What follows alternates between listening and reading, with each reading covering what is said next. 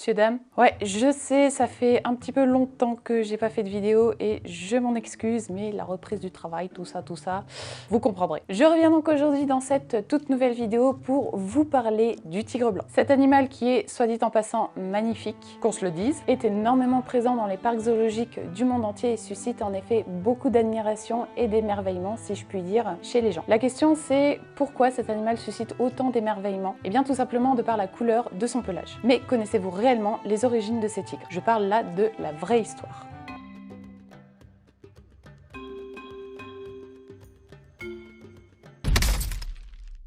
Tout d'abord, je tiens à préciser que le tigre blanc n'est ni un animal albinos, ni un animal qui vit dans la neige. Cette couleur est due à une anomalie génétique qui est appelée le leucistisme ou le leucisme, donc qui vient du grec et qui veut dire blanc. C'est en fait un ensemble de phénotypes qui se caractérisent par la couleur blanche, donc cette mutation est due à une absence ou à une dégénérescence des cellules pigmentaires, donc ce qui va donner de la couleur. Waza. Et attention, il n'est pas non plus une espèce ou une sous-espèce de tigre à part entière. Et il n'est pas non plus menacé d'extinction en tant que tigre blanc, même si l'espèce du tigre en elle-même est classée en danger par l'UICN. L'élevage des tigres blancs en captivité fait d'ailleurs l'objet à de plus en plus de débats puisque, effectivement, étant une espèce magnifique, le fait de les reproduire comme on le fait avec les autres espèces en parc zoologique, eh bien, c'est pas ouf. Puisqu'ils sont pratiquement tous, et accrochez-vous, consanguins.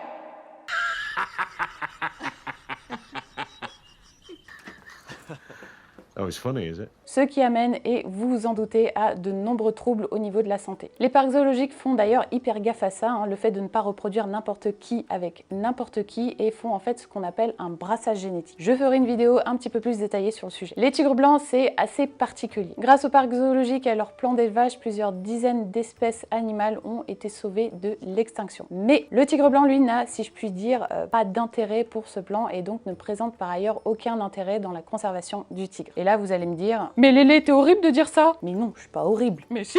Mais non. Mais si. Mais non. Je crois que c'est le moment de clarifier la chose en vous racontant l'histoire des origines des tigres blancs. Ils ont beau être magnifiques, cependant leurs chances de survie sont un peu compromises à cause de cette couleur blanche, ce qui les empêcherait plus que les autres tigres de se camoufler pour surprendre leur proie. Et oui, puisque du blanc dans un environnement plutôt sombre, c'est pas évident. En Sibérie, je dis pas, là ce serait plus facile, mais dans la jungle ou dans les plaines, c'est un peu ardos.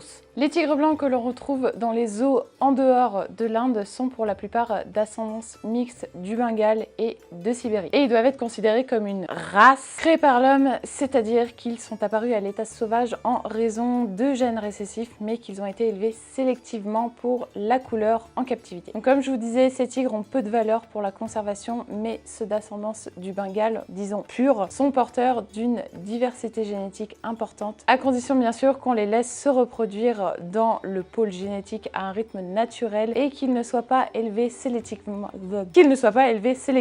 pour leur couleur. Pas moins de 17 cas de tigres blancs ont été enregistrés en Inde entre 1907 et 1933 dans plusieurs endroits distincts. Tout d'abord, il y a Orissa, Balispur, Zoakpur et Rewa.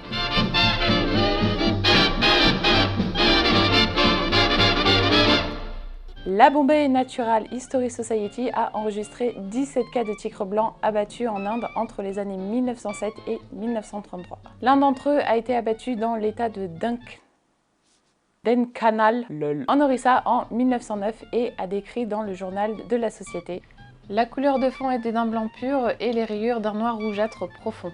Un autre a été abattu dans le district de Bilaspur dans l'état du Commonwealth de l'époque en 1910 et décrit dans le journal comme de couleur crème sur toute la surface mais plus pâle sur la tête et les rayures étaient brun chocolat. Celui qui a été abattu dans le district de Bagalpur, Bagalpur dans le Bihar était décrit comme blanc pur avec des rayures noires sur le corps et des rayures brun-roux sur la queue. Les taxidermistes à qui le trophée a été envoyé rapportent qu'au cours de l'année 1926, ils ont reçu 3 peaux de tigres blancs. Généralement, on a tendance à croire que les tigres blancs ne se rencontrent que parmi les tigres du Bengale, mais pas seulement. La Corée et la Chine du Nord étaient connues pour abriter des tigres blancs à l'état sauvage. Les tigres blancs ont déjà été observés à l'état sauvage pendant la période mongole en 1556. Et oui, c'est ça de pas tourner des vidéos pendant des mois. Je disais donc que les tigres blancs ont été effectivement observés pendant la période mongole, donc de 1556 à 1605. Cette peinture datant d'environ 1590 représente 4 tigres, dont 2 qui semblent être blancs comparés aux 2 autres tigres orange. Il semble qu'il s'agisse de la première mention de tigre blanc. La peinture de la chasse au tigre de Gwalior provient de l'Akbadharma de Akbar le Grand. Donc cette peinture représente Akbar le Grand chassant des tigres lors de son retour d'Agra à Malwa en 1561. La question de savoir si les tigres de couleur claire sont des tigres blancs fait un petit peu débat, je vous l'avoue, car les tigres de couleur claire ne sont pas rares. En Inde, le vice-amiral Sir Edward, commandant en chef de la station des Indes orientales de 1805 à 1809, acquit un jeune tigre blanc mâle qui devint un adulte apprivoisé. Il le ramena en Angleterre à la fin de son service en Inde et son arrivée fut annoncée dans de nombreux journaux.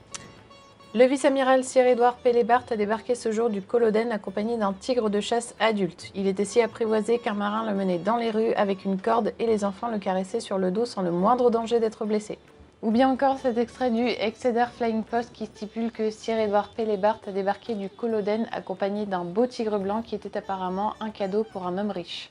Messieurs, dames, maintenant je vous présente Mohan. Donc la quasi-totalité des tigres blancs des parcs zoologiques du monde entier descendent de Mohan. En mai 1951, il est aperçu par un bûcheron. Et oui, encore un qui aurait pu fermer sa mouille. Et donc, suite à l'annonce de cet énergumène, une battue fut organisée le lendemain par le Maharaja et son groupe de chasseurs. Mohan, qui était âgé de 9 mois environ avec ses frères et sœurs, se fit donc capturer et sa mère ainsi que sa fratrie tués dans la région de Rewa à Bandhavgarh. C'est bien, je me suis pas trompée sur ce nom. Bandhavgarh qui est d'ailleurs aujourd'hui un parc national qui possède le White Tiger Lodge où des safaris de tigres blancs sont organisés.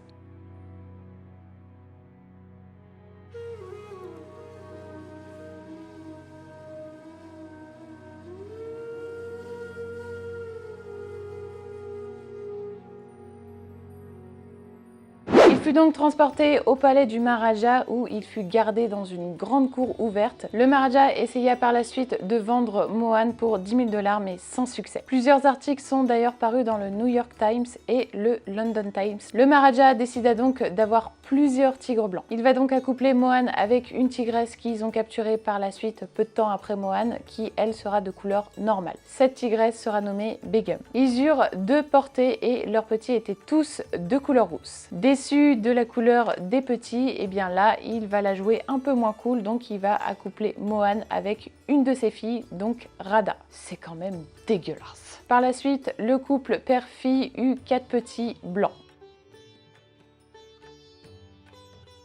Mohan mourut le 19 septembre 1969 à l'âge de 19 ans. Il fut d'ailleurs empaillé et exposé au musée privé du Maharaja de Rewa.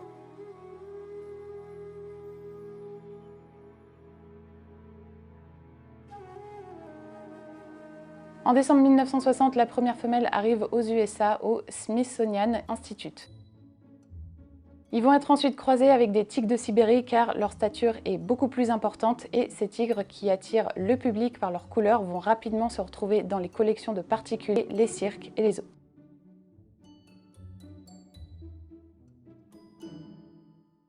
Le premier parc à en présenter en Europe fut le zoo de Bristol en 1963 et ensuite le zoo parc de Beauval en France en présente depuis 1991 avec le couple Gorby et Reissa nés dans un élevage de Floride. Donc vous l'aurez compris, les tigres blancs captifs sont à 99% tous issus du même individu, donc Mohan, qui a transmis ses gènes à travers différents accouplements. De ce fait, la consanguinité au sein de la descendance est assez élevée, ce qui a conduit certains individus à des malformations assez graves dès la naissance, comme le pauvre Kenny, premier tigre trisomique né en 1998 dans l'état de l'Arkansas aux États-Unis chez un éleveur de tigres. Le dresseur, lui, possédait 2 tigres blancs, frères et sœurs, il les fit accoupler pendant plusieurs années. Aucun des 2 félins n'avait de défaut génétique particulier si ce n'est leur couleur. Il souhaitait avoir plusieurs tigres blancs pour les revendre à un bon prix. Par la suite étaient nés Kenny et Willy.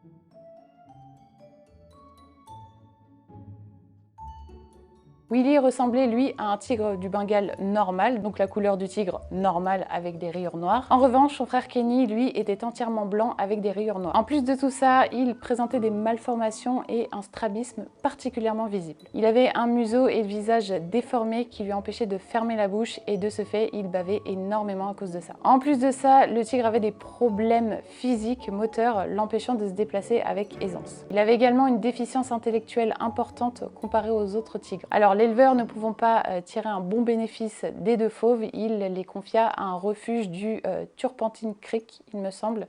Oui, c'est comme ça que ça se dit. Turpentine Creek, donc un refuge qui se situait dans le même état. Les deux frères finirent leur vie là-bas. Kenny réussit à devenir la mascotte de la réserve. Il était d'ailleurs réputé pour sa gentillesse avec les visiteurs. Mais il restait quand même un peu agressif. Malgré son apparence, Kenny était adoré du refuge et il était apparemment très attachant. Malheureusement, Kenny et son frère ne vivront pas très longtemps. Il est décédé en 2008 à l'âge de 12 ans et son frère 2 ans plus tard. Une chose assez prévisible compte tenu de leur patrimoine génétique assez fragile. Pour rappel, l'espérance de vie d'un tigre en captivité peut monter jusqu'à plus de 25 ans. Il y a également beaucoup de problèmes physiques comme des déficiences immunitaires, des troubles mentaux, scoliose et strabisme. C'est pour ça que la majorité des tigres blancs que vous voyez qui louchent, comme ceci, eh bien ça c'est dû à la consanguinité. Bon bref, je vais m'arrêter là, pas besoin de vous citer tous les problèmes, vous l'aurez compris, c'est pas top. Et là vous allez me dire, mais c'est contradictoire puisque les zoos sont censés éviter la consanguinité par les échanges d'animaux entre eux, etc., etc. Oui, mais les tigres blancs c'est encore une fois différent puisque à la base, dans les années 1970, on n'avait pas encore cette prise de conscience sur la consanguinité. Devrait-on arrêter la reproduction des tigres blancs puisque cela diffuse une fausse croyance du fait que ces animaux sont en voie d'extinction et appartiennent même aux tigres de Sibérie? Je ferai d'ailleurs un petit sondage sur Instagram pour savoir ce que vous en pensez. Si tu ne me suis pas encore sur Instagram, je t'invite à le faire, c'est juste un clic, ça prend 2 secondes et ça fait plaisir. Puis tu peux également t'abonner à la chaîne YouTube, c'est juste là. Clique, vas-y. Et désolé pour ceux à qui j'ai cassé les croyances sur le tigre blanc, mais c'est la vérité quoi, c'est pas top. Sur ce, j'espère que cette vidéo vous aura plu et moi je vous fais des bisous et je vous dis à bientôt.